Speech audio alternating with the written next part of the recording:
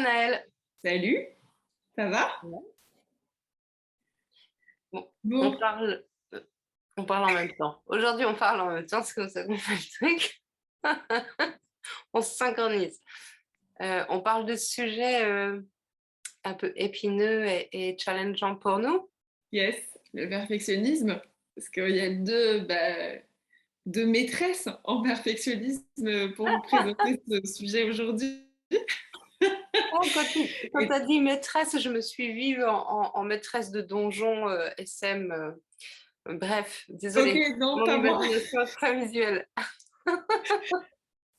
Ok, bah, chacun son imagerie, moi, je voyais pas ça. C'est pas grave, chacun ses références, ses préférences. Bah ouais, on voulait commencer par un exemple. En fait, vous parlez de l'inconfort qu'on traverse là en ce moment même, en fait, avec le lancement de cette chaîne Introspection et Pyjama, parce que bah on est toutes les deux de grandes perfectionnistes et c'est pas simple d'accepter que bah au début de la chaîne, le son n'est pas parfait, l'image n'est pas parfaite, le jingle n'est pas parfait, les descriptions de vidéos ne sont pas parfaites, les sujets sans doute qu'au bout d'un moment on va aussi mieux se caler dans la façon dont on va rebondir tous les deux, donc c'est pas parfait. Mais bref, ça a fait traverser vachement d'inconfort de se dire ça, et moi je sais que le fait d'être à deux, d'être avec toi, ça m'aide vachement à mettre des limites, en fait, à contenir un peu ce perfectionnisme et décider qu'il y a un niveau de qualité qui est suffisant pour se lancer et accepter que ça va progresser au fur et à mesure. Mais je peux pas dire que ce soit comme ça dans tous les domaines de ma vie. Ni que j'arrive à me raisonner plus facilement toute seule. Donc voilà, on va parler de ça. Et bah, je trouve que tu en parles hyper bien, en fait, du perfectionnisme, Aurélie. Du coup, je vais te laisser un peu poser le contour de la définition de la chose. Ok. J'ai quand même juste envie de placer un petit exemple parce que quand tu racontais ça, là, je me suis vue. Ma fille, elle a eu 6 ans la semaine dernière et je me suis vue, elle a préparé elle-même les petites cartes d'invitation pour ses copines et tout ça. Et quand elle a été se coucher, j'ai bien failli prendre des ciseaux parce que les cartes, elles n'étaient pas coupées à angle droit et ça m'a coûté de ouf de pas les couper à angle droit, tu vois, genre à passer derrière elle. Voilà, ça se cache jusque dans ce genre d'endroit. Ça me rend ingérante, c'est horrible. Et tu vois ce que c'est sur YouTube, les very annoying vidéos? Tu sais, genre, t'as un gâteau qui est parfait et il y a quelqu'un Oui, qui le coupe n'importe comment. Et ça, ouais, c'est la torture d'un perfectionniste. Moi, je peux pas. Genre, je regarde une seconde de cette vidéo, j'ai envie de péter des trucs. c'est clair. Mais ouais, d'accord, je vais poser le cadre euh, d'un grand tiraillement de l'être humain. De base, c'est notre capacité en fait à mentaliser de l'abstraction. Elle nous permet de mentaliser la perfection, l'absolu, tu vois. Ça a été tout le jeu de toutes les religions, les mouvances spirituelles, les philosophies. C'est qu'est-ce que c'est en fait la perfection, la vérité, l'amour, enfin tous ces trucs, tu vois, avec une grande majuscule. Et du coup, moi, je vais mettre tout ce package-là en disant ça, c'est l'absolu. Tu vois, c'est un endroit où en fait on peut aller au maximum du maximum du maximum. L'absolu, l'absolue perfection, le divin, les choses qui sont parfaites. Enfin bref, je sais pas d'autres mots. Sauf que en fait, notre mental, il peut imaginer ça, il peut le conceptualiser, il arrive à penser cette abstraction de la perfection, mais dans notre vie relative, la perfection, en fait, elle n'existe pas dans une forme finie. Tu vois, je te donne un exemple très concret.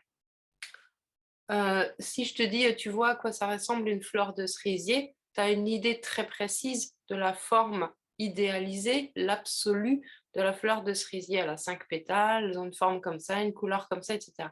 Ok. Et si on va faire le tour du monde de tous les cerisiers de la Terre et qu'on prend toutes les fleurs, mais il n'y en aura pas deux pareilles. Ok. Et la perfection sur Terre, elle existe dans la diversité. dans la diversité, dans ce jeu de ressemblance de toutes les fleurs de cerisier. Tu vas reconnaître que c'est des fleurs de cerisier, mais elles se ressembleront pas, tu vois. Elles ne seront pas exactement pareilles. Ça, c'est notre monde, il est fait de choses relatives. Et on a des archétypes qui nous permettent en fait de comprendre que quand il y a une fleur rose avec 5 pétales sur un arbre qui fait des fruits, ben on sait que c'est un cerisier parce qu'on a une représentation, on a un archétype, mais cet archétype, il n'existe pas. Il n'y a pas sur Terre un endroit où il y a le cerisier absolu et parfait, tu vois, que c'est le modèle pour tous les autres, en copier-coller là. Donc ça, c'est une représentation, c'est une vue d'esprit. Et du coup, notre esprit, il peut évoluer dans un monde absolu, mais notre réalité terrestre, elle vit dans le relatif. Et donc, quand tu es perfectionniste, c'est que tu as une idée d'absolu sur qui tu es, comment on doit faire les choses, comment il faut se comporter, qu'est-ce que c'est une carte d'anniversaire bien coupée, un gâteau, un magnifique gâteau de mariage, de célébration coupé correctement, etc. Ah non, mais je pourrais devenir tarée si j'avais la responsabilité de couper un gâteau comme ça, tu vois. Oh, merde, je vais aller chercher un compas pour faire ça bien, ça va mieux aller. Donc, le perfectionniste, qu'il soit général, ça veut dire qu'il touche plusieurs domaines de ta vie, ou qu'il soit propre à des domaines spécifiques, il est relié en fait à un endroit où tu as une idéalisation, un absolu d'un sujet particulier, et que tu aimerais rendre cette perfection visible dans ton monde terrestre, fait de relativité en fait, tu vois. Ça, c'est la trame de base. Donc, en fait, il y a un dialogue constant entre ce qui est faisable et ce qui est idéalisable. Et du coup, ben, le perfectionniste, il souffre de ne pas réussir, en fait, à créer ce truc d'absolu. Et ce qui est particulièrement, je mets une couche par-dessus ça, c'est que si il n'y avait que ça pourrait aller. Là où on prend cher, c'est qu'on a des milliers d'années de culture religieuse qui ont joué en fait de cet absolu, de cette perfection, tu vois. Que tu prennes le concept de Dieu, peu importe les religions, que ce soit polythéiste ou monothéiste, en fait, c'est toujours cet idéal de perfection qui doit se diffuser et s'exprimer sur Terre, tu vois.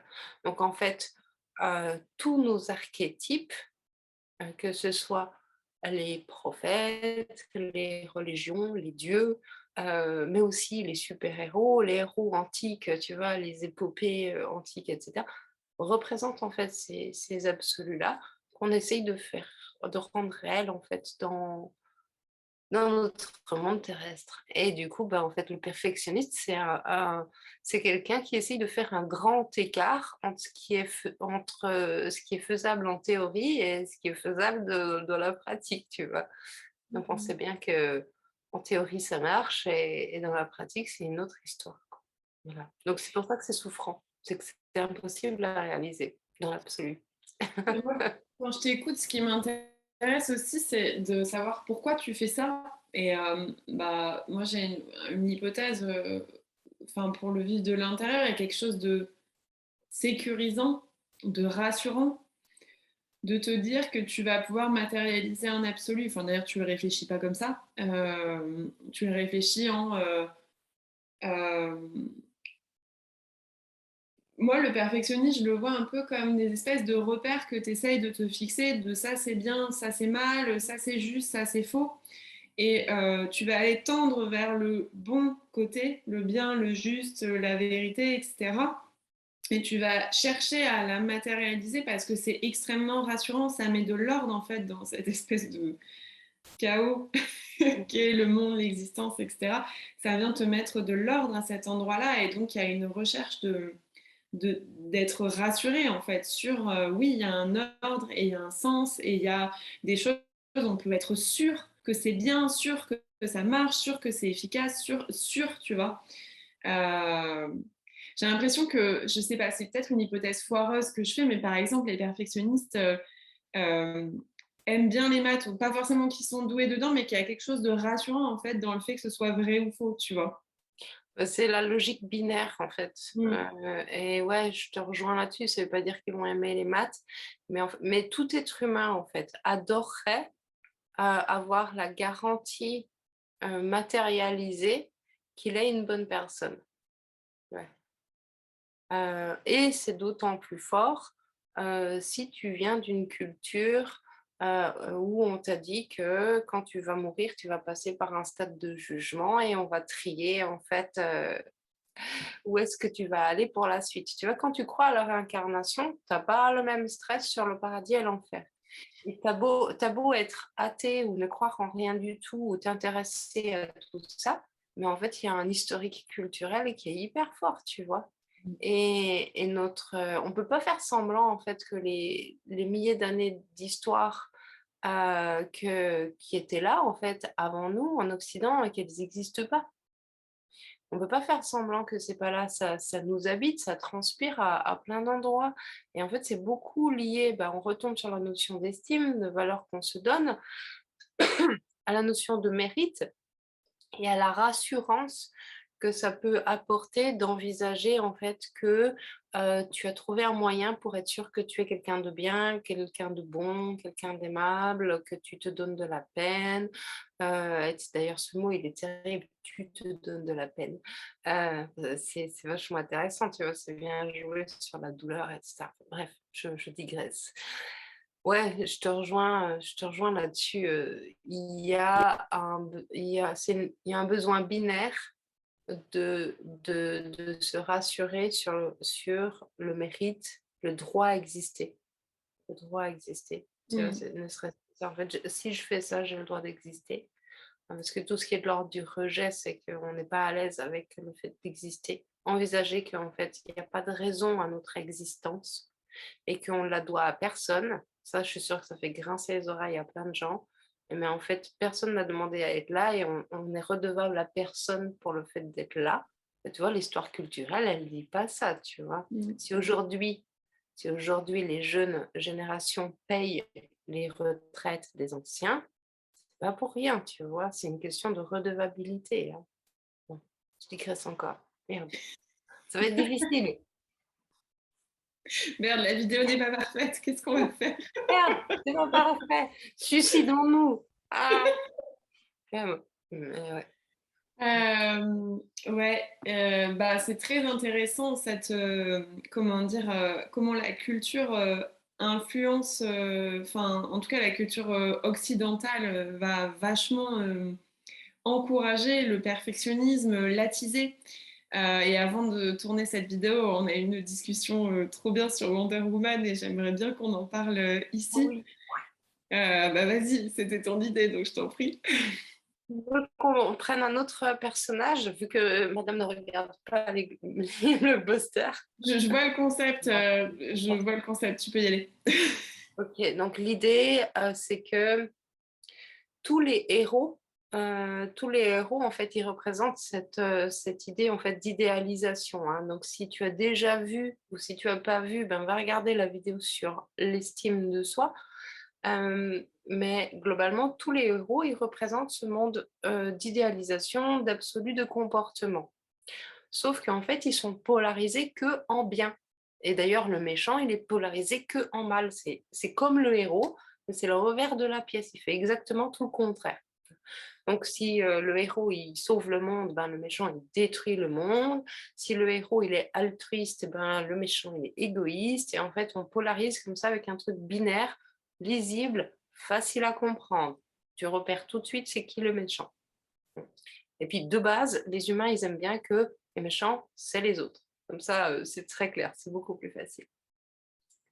Et donc, moi, j'aime beaucoup l'idée de dire, si tu prends par exemple Wonder Woman, alors pour ceux qui n'ont pas vu le film ou qui ne connaissent pas forcément en détail l'héroïne, Wonder Woman, elle est humaine physiquement, mais elle a une vie d'immortalité et elle a des super pouvoirs. Alors, outre le fait qu'elle est méga bonne, qu'elle est très intelligente et extrêmement forte, elle a la capacité de parler aux animaux par télépathie, c'est quand même juste pas rien, et elle a grandi dans un monde qui est le monde des Amazones, qui est fait uniquement de femmes qui ont un goût pour le combat. Leur mission, elles sont des demi-dieux, Leur mission, en fait, c'est de veiller en fait à l'intégrité de la vie humaine et du processus d'être un être humain sur Terre. Il y a un petit truc un peu spirituel finalement là-dedans. Ok. Sauf que, imagine, c'est quoi l'estime de soi en fait de Wonder Woman si en fait son objectif dans la vie, ben en fait c'est pas elle qui a décidé de son objectif parce que c'est une histoire de lignée. Ma fille, tu es Amazon, c'est comme ça, on est Amazon de mère en fille. Voilà, donc ta mission, c'est sauver le monde, rien que ça. Ok, de petits coups de pression sociale, tu vois. Non, ça va quoi.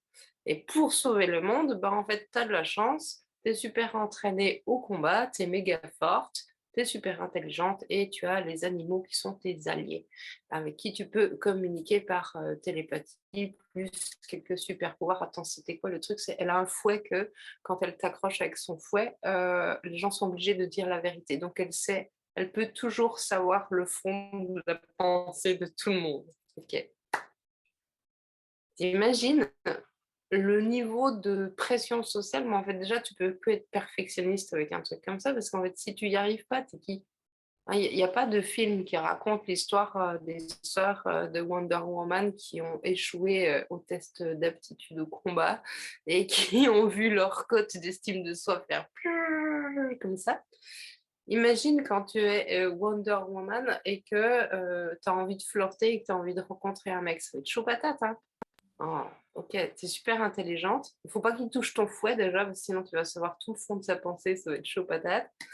Euh, tu as la pression sociale parce qu'en fait, ton job c'est sauver le monde. Tu es une des plus belles femmes de la Terre et tu es de toute façon l'être humain le plus puissant et le plus fort. Ok, qui c'est qui va s'intéresser à toi? C'était comme ça. Enfin, je suis désolée, mais globalement, aujourd'hui, dans le monde dans lequel on vit, ça va être chaud tendu. Et imagine son dialogue intérieur. Tu crois qu'elle se dit quoi en fait? Wonder Woman, tu vois, tu crois qu'elle se dise yes, je vais trop déchirer. Ok, donc en fait, il faut que je sauve le monde. Il y a peu de chances que j'aie des relations d'amour ou d'amitié cool et équitable, tu vois. Difficile de partir sur un pied d'égal à égal. En même temps, elle subit tout ça, elle n'a pas choisi, tu vois, elle n'a rien demandé. Puis là, on peut pousser le truc un peu plus loin. Je suis assez curieuse de savoir si elle est réellement hétéro ou pas. Et si elle est hétéro, ça doit être chou patate d'avoir grandi dans un monde où il n'y a que des femmes et que tu n'as jamais vu d'homme de ta vie et de découvrir qu'est-ce que c'est un être humain masculin en fait et de te sentir attiré par cet être. Et en même temps, en fait, il faut que tu fasses gaffe comment tu le touches parce qu'il est vachement plus fragile que toi. Sauf qu'en fait, tu n'avais pas compris, lui, il a besoin d'être le plus fort pour se sentir bien. Bah, tu vois, le casse-tête social, quoi. Bref, tout ça pour dire que les héros, les constructions de héros qu'on a, elles tiennent pas la route, en fait. Parce que si tu creuses un peu dans la psychologie du personnage, ben en fait, ça peut pas marcher, quoi. Si on prend Wonder Woman sous l'angle du perfectionnisme, et ben en fait, les enjeux et la pression qu'elle a sur son. En plus, je me souviens plus exactement de l'histoire, mais il y a des enjeux au fait que si elle rate de protéger l'humanité, ça a un impact en fait sur toute sa communauté d'Amazon qui dispose d'un statut spécial par rapport à Zeus ou un truc comme ça. Donc, imagine. En tout cas, Mmh. moi, si j'ai la responsabilité de sauver la Terre entière et que si je merde, ça impacte toutes les personnes qui me sont chères, qui représentent globalement mon affiliation de cœur, d'esprit et de sang, je pense que je vais commencer à me foutre la pression à l'intérieur, tu vois, Mmh mh. au moins un peu. Je ne veux pas faire genre, ouais, ça va, tranquille, on peut procrastiner, j'irai sauver le monde demain, tranquillou, je vais faire ça en un tour de bras. Mmh. Ça va pas faire. Ouais, les super-héros, ils sont quand même, comment dire, super détendus quand tu regardes le niveau de pression qui est le leur, en fait. Eh oui, ça peut pas marcher. Mmh, mmh, mmh. Ça, Et ça- pourtant, c'est fou parce que tu vois, donc psychologiquement, ça tient pas la route. C'est impossible. Personne ne peut avoir une psyché construite comme ça. Et en même ouais. temps, on est quand même très largement biberonné à ça. Dire tout, enfin, il y a quand même, quand même énormément d'histoires, notamment dans le divertissement américain, qui est la lutte contre le bien et le mal, en fait. Et qui est, enfin, du coup, on se retrouve. Alors, les héros peuvent avoir des défauts, hein. La plupart, ils en ont, parce que sinon, ça fait quand même des personnages absolument inintéressants. Ils ont des défauts, mais c'est pas forcément, effectivement. Enfin, après, je connais pas assez d'histoires de super-héros, mais il y en a pas beaucoup qui ont des problèmes d'estime de soi, quoi. Alors que vu la construction qu'ils ont, a priori, c'est l'autoroute, l'autoroute pour avoir des questions d'estime de soi, quoi. Ouais, et tu vois, alors je vais rebondir là-dessus, mais c'est super intéressant. L'histoire, je me souviens plus le créateur du personnage, j'ai oublié son nom, mais vous trouvez ça sur Internet. Le créateur en fait de Wonder Woman, il trouvait que les femmes, elles étaient sous-représentées en fait dans le monde du divertissement, notamment en littérature et alors c'était les bandes dessinées comics, c'est comme ça que ça a commencé. Et du coup, il a créé un personnage qu'il estimait être une femme émancipée. Donc, c'est des années 70 par là. Et donc, il a voulu donner une place plus forte, plus young, plus virile en fait à une femme parce qu'elle était représentée que d'une place de ménagère ou ce genre de truc, tu vois. À quelque part, son intention de base, je dis bien son intention de base, a été dans un élan très féministe, tu vois. Et du coup, il lui a donné une force qui était largement l'égale des hommes, une intelligence, une capacité à se battre, tout ça dans un corps très sexy et une tenue de guerrière, alors pas très cohérente, mais quand même sexy. Enfin, tout ça permettait en fait de déployer une femme qui pouvait être belle, intelligente, forte, combative, être un alter ego en fait des autres personnages masculins. Et à l'époque, ça partait d'un élan, d'une intention d'émancipation plutôt féministe, tu vois. Mm. En fait, aujourd'hui, si on demande à des féministes ce qu'elles pensent de ce personnage, tu vois, je doute qu'elles nous parlent en fait d'émancipation et ce genre de choses, tu vois. Et on Mm. est plutôt dans une construction qui est devenue en fait une idéalisation d'une femme parfaite qui doit être parfaite sur tous les plans. Mm.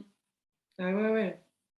Oui, c'est clair. Il lui manquerait plus. Peut-être qu'elle en a, je sais pas, mais il lui manquerait plus que des enfants, tu vois. Et en plus, elle est aussi la mère parfaite, tu vois, tant qu'à Ouais, faire. c'est ça, bien sûr. Mm. Et alors bon, c'est un grand sujet hein, dans la thématique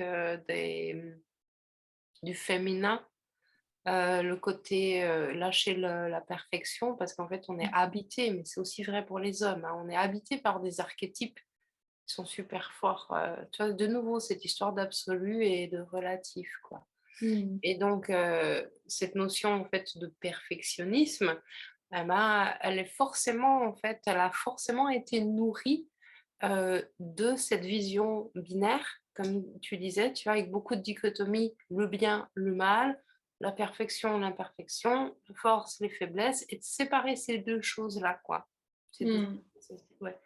De séparer ces deux tendances.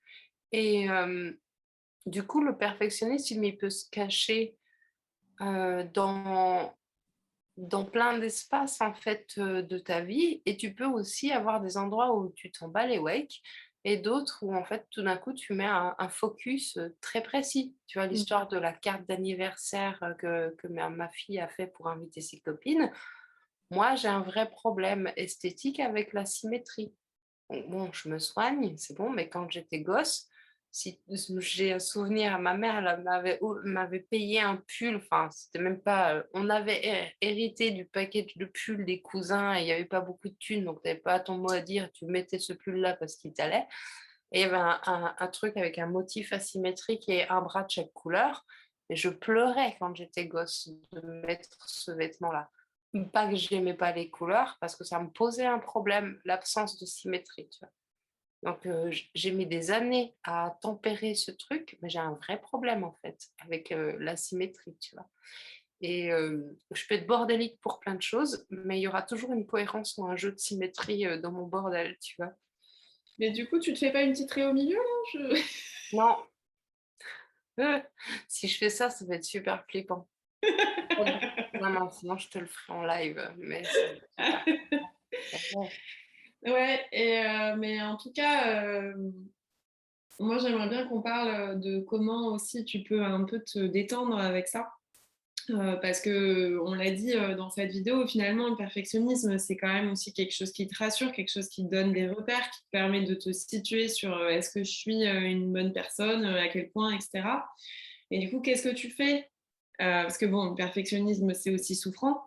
Ça conduit aussi à vachement à une hyper exigence envers soi, envers les autres, qui peut poser problème dans tes relations, qui du coup vient nourrir un espèce de cercle vicieux de je suis dur avec moi, je suis dur avec les autres, ils m'envoient à péter, du coup je suis encore plus dur avec moi, et hop, c'est parti pour la spirale descendante, quoi.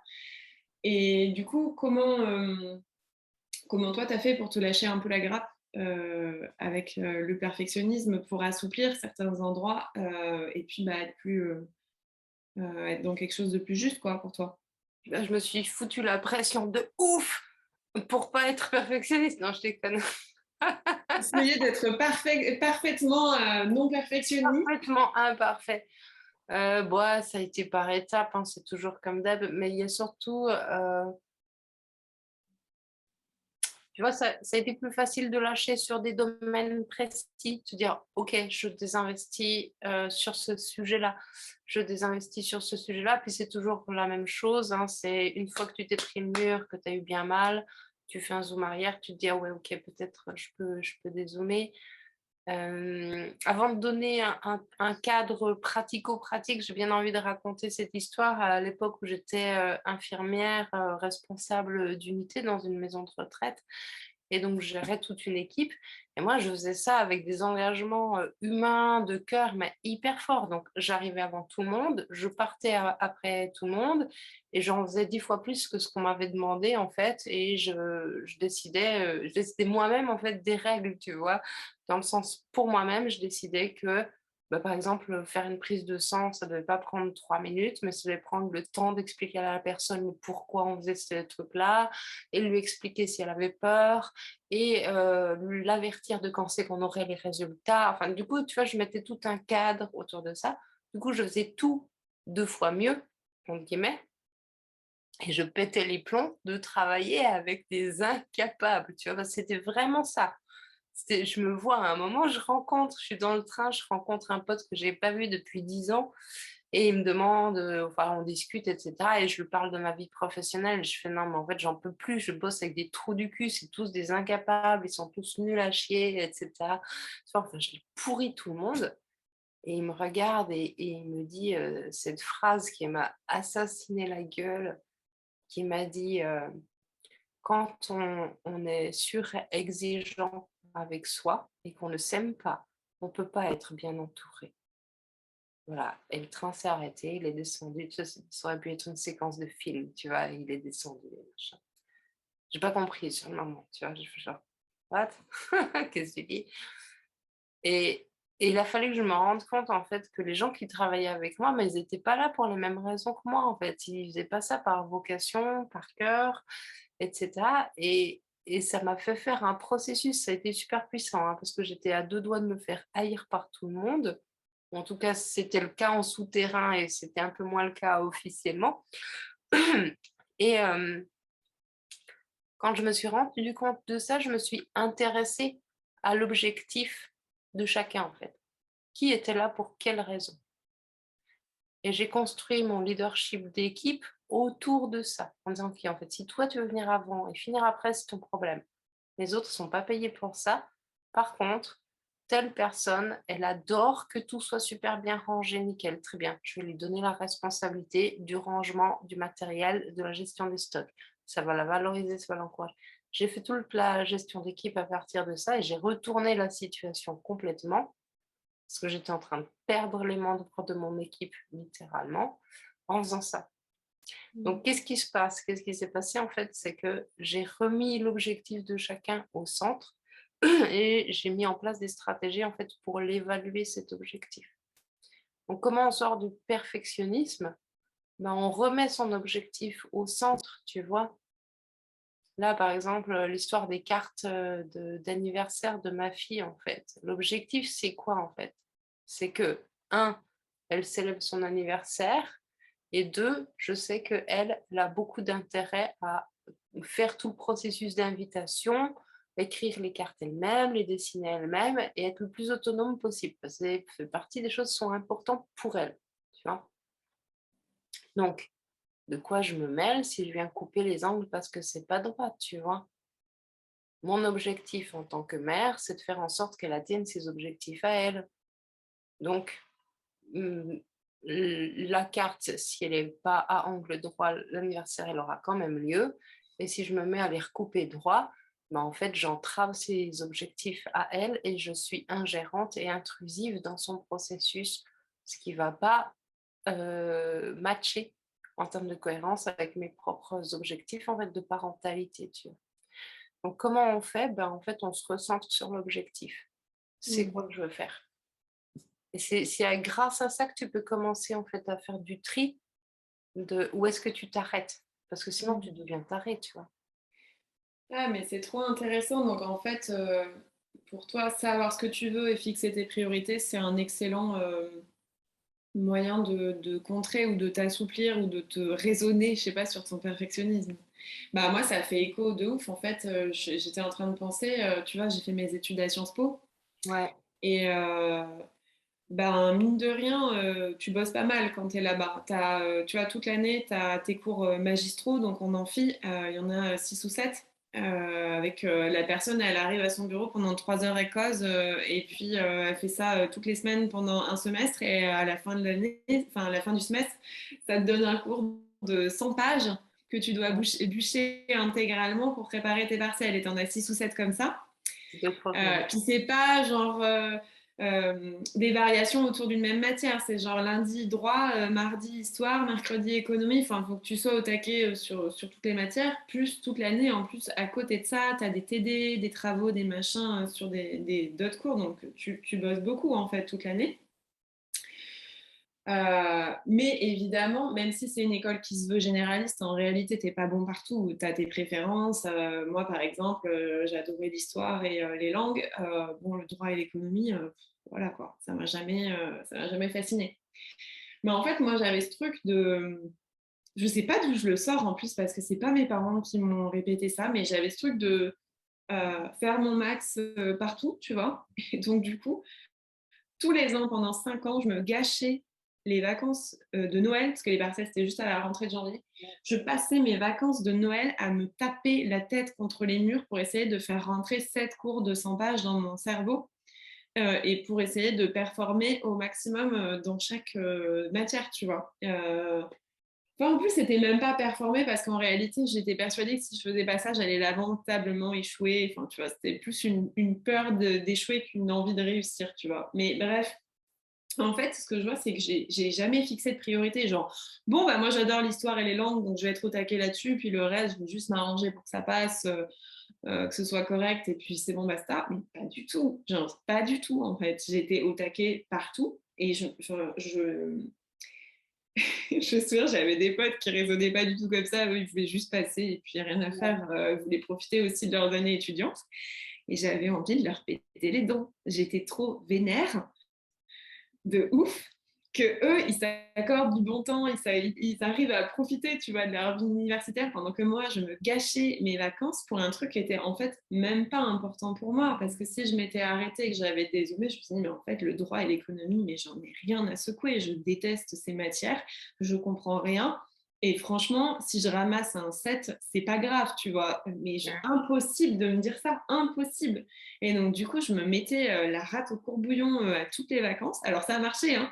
J'ai majoré, enfin, j'étais dans les 10 premiers de la promo, super. Mais en fait, à la fin, je me suis dit, mais ça m'apporte quoi, tu vois. Enfin, personne ne va jamais me demander mon bulletin de notes. Est-ce que vous avez eu des bonnes notes en droit à Sciences Po? Tu vois, tout le monde s'en fout. C'est Tout ça. le monde s'en fout. Et moi, la première, tu vois. Et bah, effectivement, si à l'époque, j'avais eu ce réflexe, bon, j'étais à des années-lumière d'avoir ce réflexe-là, hein, mais de me poser en me disant bah, qu'est-ce que je veux, qu'est-ce qui est prioritaire pour moi, comment je veux vivre mes années d'études et est-ce que c'est vraiment OK pour moi de gâcher toutes mes vacances pour des matières dont j'en ai rien à secouer et qui ne me serviront pas au-delà de mes études, bah, j'aurais pu mettre des limites à mon perfectionnisme, j'aurais pu raisonner en fait et dire bah, là, c'est le seuil de préparation au-delà duquel j'estime que c'est pas nécessaire de fournir plus d'efforts parce que le ratio effort-bénéfice, il est pas bon pour moi, en fait. Il est pas bon pour moi. Et aujourd'hui, bah, je vois que c'est vachement comme ça que, par contre, je me raisonne, en fait. Parce que pareil, si je me surveille pas, mais je vais essayer d'être la meilleure partout, tout le temps. C'est un espèce de truc d'essayer d'atteindre la perfection en permanence. Mais se poser la question, qu'est-ce que je veux? Qu'est-ce qui est prioritaire? C'est une super barrière, en fait, quand tu commences à te barrer en mode perfection. Non, non, reviens. Bien sûr, mais c'est en plus le cursus scolaire et les études, bah, c'est compétitif, hein, on va pas se mentir, c'est sélectif et c'est plus ou moins élitiste en fonction de où tu fais tes études, dans quelle école, etc. Et donc ça pousse très fort du côté de l'idéal, hein. On retrouve ce truc d'absolu et du truc qui crève le plafond. Et moi, j'ai eu la chance en fait d'avoir cette vision-là, parce qu'en fait, moi, j'ai quitté le circuit des études très jeune. Ça veut dire que, alors j'ai fait mes études en Suisse, le système est légèrement différent, mais j'ai pas, de bac et je me suis fait, jeter, exclure de l'école obligatoire à peu près à la période du brevet, tu vois? Donc, quand j'avais 15 ans, alors bon, hein, mes parents, ils ont beaucoup, beaucoup, beaucoup, beaucoup pleuré, hein. Ça a été très, très douloureux pour eux parce qu'il y avait des gros idéaux, puis une culture familiale, un beau-père enseignant, et cetera. Il y avait des gros idéaux là-dessus, des gros enjeux. Moi, je m'en tapais en fait, complètement et j'ai eu la chance de travailler très vite sur le terrain, tu vois? Et donc ce qui fait que, quand je suis retournée aux études à, 25 ans. 25 ans, j'ai repris alors j'ai fait des petites sessions d'études courtes, tu vois? Mais, à 25 ans, j'ai repris des études sérieuses, tu vois? Avec un temps complet et compagnie. Ça faisait déjà 10 ans que je travaillais, en fait, tu vois? Et ça faisait un petit peu moins que j'étais autonome financièrement. Donc en fait, c'était très simple, c'est que j'avais 25 ans, j'allais faire mon diplôme d'infirmière. Ce diplôme d'infirmière, je le voulais parce qu'il m'ouvrait des portes sur d'autres études que je voulais faire. J'en avais rien à taper d'être infirmière pour être infirmière, tu vois? Donc j'avais un projet, tu vois, à long terme et un truc super pratique, c'était qu'en fait, c'était moi qui payais mes études et j'ai passé, 3 ans à travailler tous les week-ends en 12 heures, tu vois? Donc 24 heures de job le week-end, tous les week-ends, toutes les vacances pour payer mes études, pour pouvoir bosser. Donc en fait, mes objectifs, ils étaient super clairs. C'est: «Je veux ce putain de diplôme parce qu'il va m'ouvrir les portes d'après». Et pourquoi je veux ça? Parce que ça fait 10 ans que je travaille et que je sais ce que ça fait quand ton niveau d'études ne te permet pas d'aller plus loin, tu vois? Et d'avoir cette ambiguïté de: «En fait, j'ai des compétences, je suis intelligente, mais j'ai pas la légitimité, de le faire». Donc ça m'a vachement, vachement aidée à remettre du pragmatique et parce que sinon j'aurais pu, si j'avais pas eu cette, période de confrontation à la vie professionnelle réelle, si, mettons, j'avais fait le cursus que mes parents attendaient, que j'avais fait le bac et les études, bah, mon tempérament naturel très perfectionniste, très dispersé, m'aurait amené à fonctionner exactement comme toi. J'aurais mis le paquet sur tout, j'aurais essayé de briller sur tout, j'aurais fait et je me serais saignée et je serais passée à côté, de certains temps de relation, tu vois? Mmh. En même temps, sans savoir pourquoi je le fais, tu vois? Mmh. Sans objectif clair et c'est parce que, quand, tu as goûté au fait d'être coincé, dans un système où tu peux pas sortir parce que ton diplôme ne te permet pas d'aller au-delà et que tu es obligé de retourner aux études, mais qu'en fait tes études, tu vas devoir te les payer tout seul. Donc il va falloir que tu travailles en parallèle et que tu sois à 100 à l'école le reste du temps et que tu bosses. Mais en fait, c'est simple, hein, tu veux faire rentrer de la méthodo là-dedans et un Mmh. truc super pratique et les enjeux, ils sont forts, tu vois? Et tu te disperses pas parce que ton objectif, il est là. Ouais, mais ça, on en reparlera, hein, mais de toute façon, la clarté sur ce que tu veux, c'est-à-dire sur ton objectif, Mmh. c'est Ça un change. peu, j'ai envie de dire, c'est un peu la réponse à quasiment tous tes problèmes, hein. Non, bah, c'est sûr, bien Que sûr. la procrastination, c'est pareil, enfin, il y a tout un tas de trucs, en fait, de problèmes, enfin, de sujets qui reviennent beaucoup dans le dev perso ou dans l'entrepreneuriat. procrastination, éparpillement, manque de légitimité, je suis débordée, j'ai pas le temps, nanani, nanana. C'est souvent un manque de clarté sur ce que tu veux, en fait, hein, tout Ouais, bien simplement. sûr, hein. C'est les 3 questions que tu pourrais faire absolument toutes les interventions du monde avec 3 questions. C'est: «Qu'est-ce qui est? C'est quoi la situation? Qu'est-ce que tu veux? Et qu'est-ce que tu fais alors?» Mmh. Voilà et basta quoi et en fait, heu, quand tu vis, non, c'est vrai, oui, c'est vrai et du coup, quand tu vis dans un monde en théorie, ben, en fait, ces questions, tu peux les rêver, tu peux les Les études. fantasmer, mais elles sont pas très concrètes. Elles peuvent être facilement dans l'absolu. Mais non, mais en plus, même pas, parce que quand tu vis en théorie, déjà, t'es pas avec qu'est-ce qui est, tu es avec qu'est-ce qui devrait être. Donc, Mmh. déjà, tu es à côté de la plaque. Je dis ça avec beaucoup de compassion et d'empathie parce que je vis en théorie très souvent, hein, donc voilà, je juge personne. Mais quand t'es pas avec ce qui est, mais avec ce qui devrait être, déjà, tu travailles pas avec la réalité, donc toutes tes actions, elles vont tomber à côté, toujours, toujours. Ouais, complètement et complètement et je pense que, la structure de notre, société alors c'est une critique et elle vaut ce qu'elle vaut. Elle a pas pour but de pointer, du doigt une responsabilité ou de trouver un coupable. Elle est juste là pour mettre une forme d'analyse pour que chacun récupère les endroits où il a du levier et là où il en a pas et que tu es obligé de lâcher prise. Mais entre l'héritage culturel de l'idéalisation des idéaux de la perfection, qui est hyper fort, la structure de nos schémas, d'études, de scolarisation qui nous pousse encore sur cette histoire d'idéal, avec des systèmes plus ou moins élitistes, et qui est extrait de la réalité. Moi, je trouve terrible, heu tu es jeune, on te demande très rapidement de choisir une orientation professionnelle, genre tu sais pas ou c'est très vague ou alors tu as une vocation, elle est idéalisée très forte.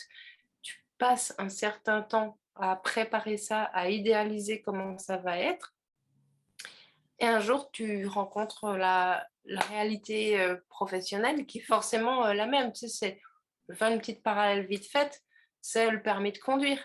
Tu as ton permis de conduire, ça veut pas dire que tu es excellent en conduite et que tu pourrais être pilote, de rallye, tu vois? Tu as juste le droit d'aller sur la route avec les autres et ça veut dire que normalement tu es en mesure de pas trop faire de la merde. Ça veut pas dire que tu et en général quand tu as ton permis de conduire, qu'est-ce qui se passe au tout début? C'est que tu trouves que tout le monde roule comme un trou du cul, tu vois? Et tu te dis: «Mais eux, ils auraient plus leur permis s'ils devaient le repasser maintenant». Ouais, mais en fait, c'est comme ça, en fait. C'est la différence entre la théorie et la pratique. Mmh. Et le décalage entre les études, l'idéalisation de certains corps de métier. Moi, les raisons pour lesquelles, j'ai eu envie de faire du service à la personne, que je me suis formée comme aide-soignante, comme infirmière, ah ouais, il y avait tout un envers de décor que j'avais pas vu. Et quand j'ai commencé à comprendre qu'en fait, quand j'étais infirmière, ben, je cautionnais certains types de pharmaceutiques, que, certains médicaments, ils aggravaient les pathologies des gens, que si je donnais ce médicament tous les jours pendant X temps, la personne tôt ou tard, elle allait développer telle ou telle maladie. Ben, en fait, j'ai trouvé ça super chelou, tu vois? Et ça m'a mis super mal à l'aise. Quand, je trouvais qu'en fait et c'est encore le cas et je suis en compassion à 2000 avec les soignants en France, parce que moi j'ai connu soignants en Suisse, c'était pas cool, mais c'est royal à côté des conditions que les gens ont dans ces corps de métier. Mais en fait, quand la bienveillance et la bienséance et le confort et le soin de ton bénéficiaire de soins, de ton client, il dépend de si toi tu te maltraites, parce qu'en fait, tu vas faire des taux horaires de ouf, tu vas bosser dans des conditions d'équipe de merde, tu vas être sous-payé, tu auras pas le temps de bouffer à ta pause, et cetera, et cetera. C'est là qui pousse à la maltraitance, tu vois, par exemple. Bref, tout ça, c'est des ambiguïtés, en fait, qui ont toujours à voir, peut-être les gens ont l'impression que je digresse, mais ça a toujours à voir avec cette notion d'idéal. Quand tu crois que tu peux faire un truc parfait et que tu t'y engouffres en essayant de faire parfait, c'est comme ça que tu vas dans le mur. Mmh. C'est parce que, tu vois, par exemple, c'est une thématique de notre génération et de notre époque, mais la parentalité, il y a des gros enjeux. Ben, les parents qui pètent les plombs, que ce soit le burn-out maternel ou juste du pétage de plomb ou une dépression ou un truc comme ça. Mais en fait, c'est quoi? C'est que tu as essayé de faire un truc parfait, tu as mis le paquet, tu as mis toute ton énergie, tu t'es jugé parce que tu pas réussi et un jour tu t'effondres, tu vois? Mmh. Donc le Ouais, ouais. Moi, j'aimerais bien du coup qu'on termine sur qu'est-ce que tu peux faire si tu fais pas ça, tu vois. Et parce que si tu fais pas ça, comment? bah, si t'es pas cramponné à un idéal, tu vois, et voilà l'absolu vers lequel je tends et il faut que j'y arrive, sinon je suis une merde. Bah, qu'est-ce que tu fais quand tu fais pas ça? Parce que moi, je vois, alors c'est passé maintenant, mais pendant longtemps, mon perfectionnisme ne voulait pas lâcher l'affaire parce que c'était en gros encore une fois, hyper binaire. Si j'arrête de viser la perfection, alors soit alors je me contente de la médiocrité, mais bon, ça, j'y croyais pas trop. Soit s'il n'y a pas de perfection ou s'il n'y a pas d'absolu, s'il n'est pas atteignable dans ce monde matériel, dans ce monde humain, alors ça veut dire que il n'y a plus rien, tu vois. Alors ça veut dire que tu vois, si tu peux pas avoir des repères absolus de ça c'est bien, ça c'est mal, ça c'est parfait, ça l'est pas, alors on s'en fout de tout, tu vois. Moi j'ai trouvé l'ajustement par rapport à ça, mais je sais que c'est une question qui pose problème pour beaucoup de gens. Ah ben si je lâche la perfection, alors j'en ai plus rien à taper. Et toi, enfin, est-ce que c'est quelque chose que tu as rencontré, une question que tu as rencontrée, et si oui, comment tu as fait pour sortir de ça? Hem, Bah, c'est encore de nouveau c'est de nouveau une vision binaire et du coup, il faut sortir de cette vision, binaire et accepter en fait que être vivant sur terre, c'est un processus, dynamique et que, par exemple, si tu vas en rando, tu peux aller marcher pour aller au sommet de telle montagne, mais tu peux aussi aller marcher pour le plaisir de marcher. Tu peux aussi aller au sommet de la montagne en profitant du chemin.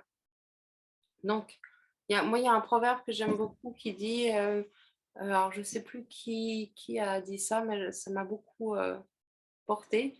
C'est, «La lumière, nous ne l'atteignons pas, mais elle éclaire notre chemin». Donc se rappeler qu'en fait, nos idéaux et nos absolus sont là comme un peu des petites lanternes qu'on porte devant nous pour éclairer le chemin de où est-ce qu'on a envie d'avancer. Et plus tu t'appropries cet archétype de ta petite lanterne, plus c'est toi qui l'as construit comme tu veux, plus en fait tu es à l'aise avec le fait qu'il soit vivant en fait. Et tu vois, on sort de ce truc des il faut, je dois, etc. Mais tu remets du jeu choisi et tu acceptes en fait que ça soit, un peu plus, polarisé et dynamique en fait.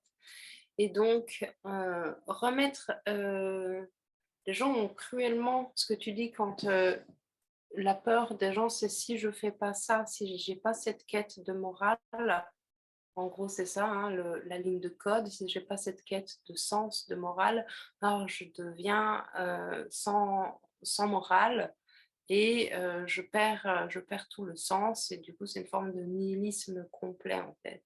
Hein, c'est comme si le contraire du système binaire, c'était le rien, tu Mm. vois? Et en fait, il y a une autre version, au système binaire, c'est un système inclusif.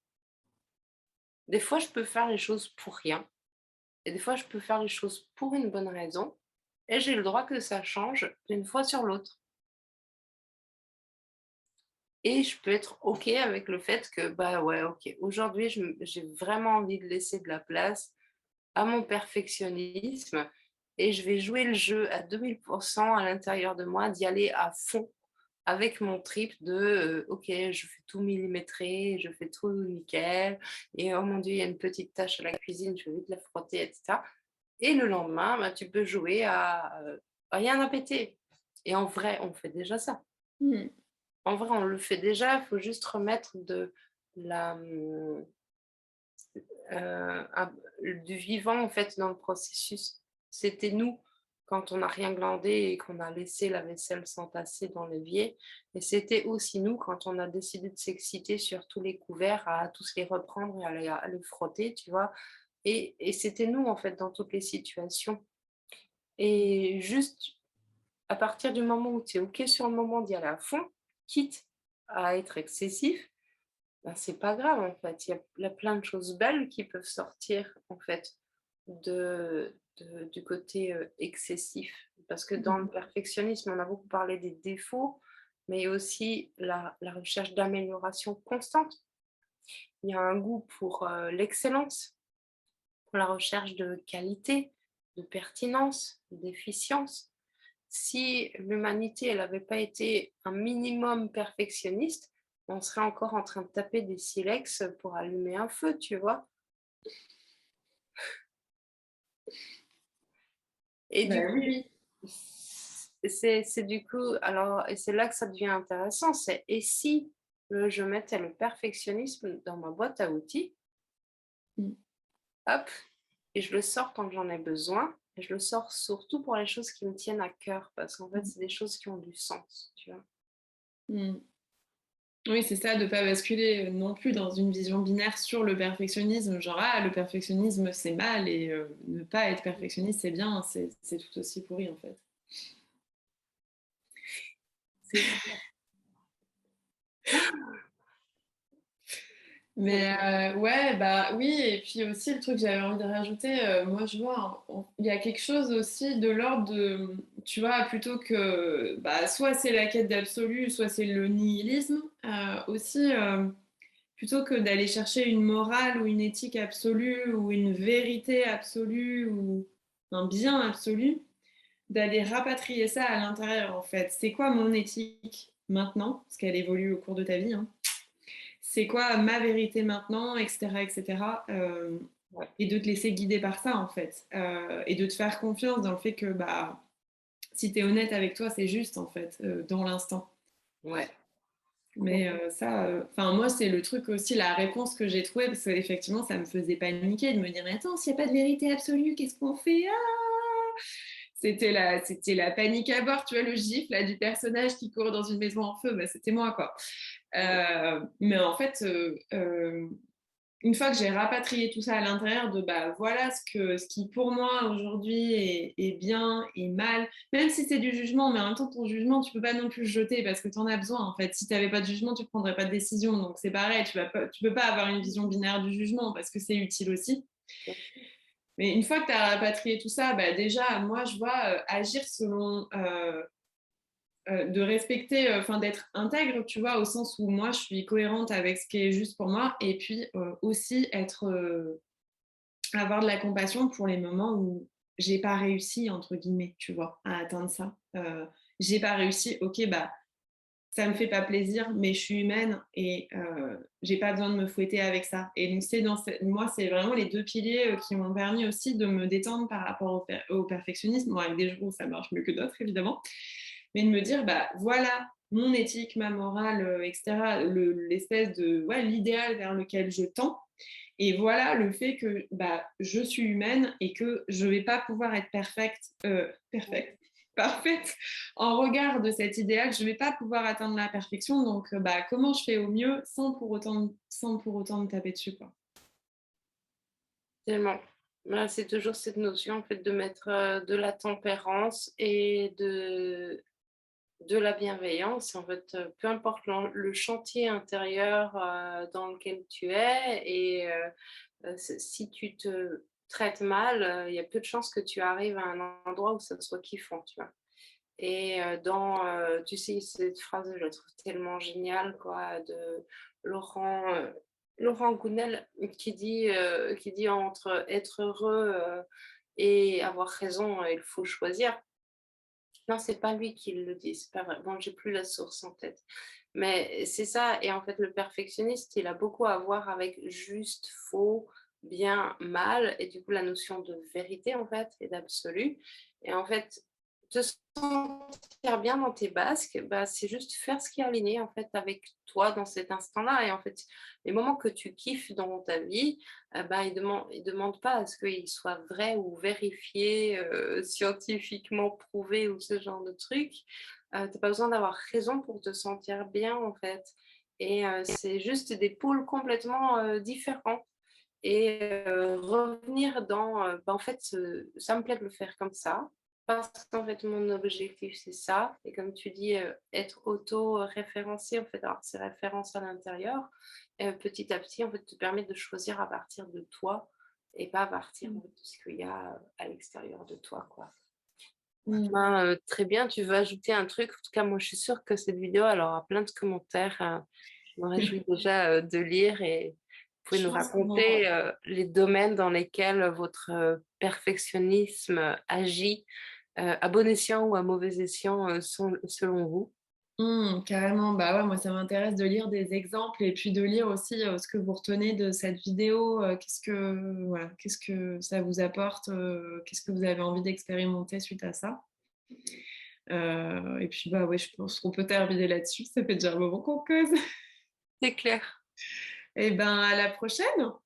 À la prochaine. Mettez-nous vos commentaires, on se réjouit de vous lire. Et je pense qu'on prendra un temps prochainement pour faire une petite vidéo pour rebondir sur vos questions, vos commentaires et donner de l'espace. Moi, j'ai trop envie d'avoir un espace courrier des fans. Carrément. À bientôt, salut! Salut!